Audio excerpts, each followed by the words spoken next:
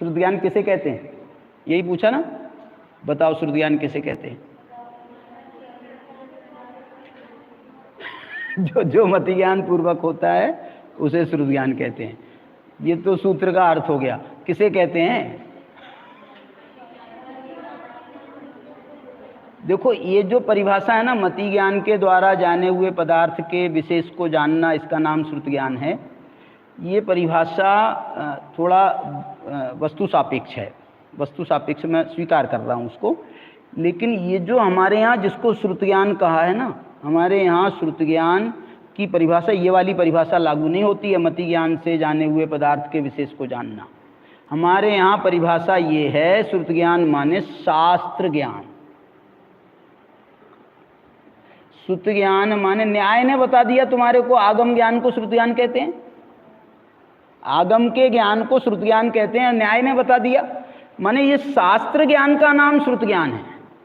ये मति ज्ञान से जाने हुए विषय को और विशेषता से जानना, उसका नाम श्रुत ज्ञान है। असल में ये जो शास्त्र ज्ञान है ना, ये शास्त्र ज्ञान में भी मति पूर्वम ये संज्ञा लागू पड़ती है।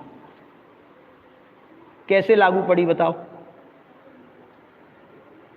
अच्छा ये बता दो, इसका नाम श्रुत ज्ञान क्यों है?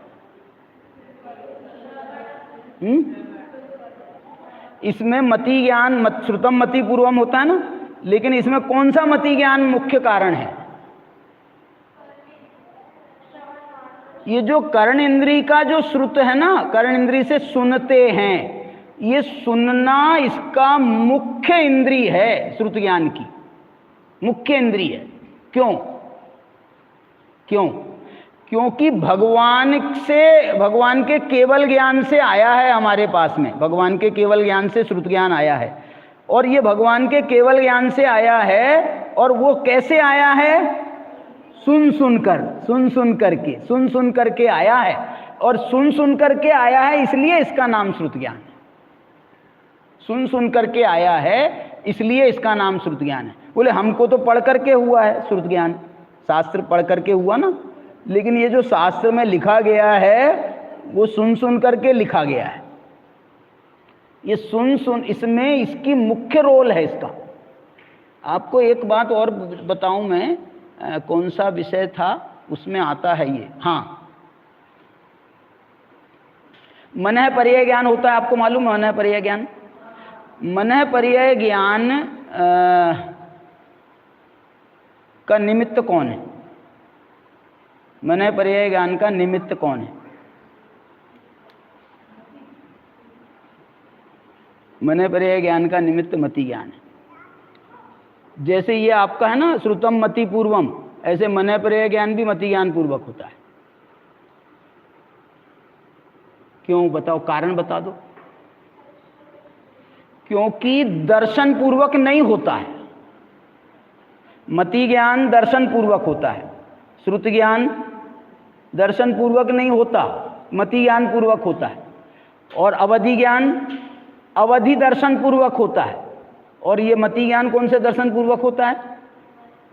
दोनों, चक्षु और अचक्षु दोनों दर्शन पूर्वक मति ज्ञान होता है। अवधि दर्शन पूर्वक वो होता है। और केवल ज्ञान जो है वो केवल दर्शन पूर्वक कह लो या केवल दर्शन के साथ होता है। ठीक है। मनः पर्याय ज्ञान कौन से दर्शन पूर्वक होता है?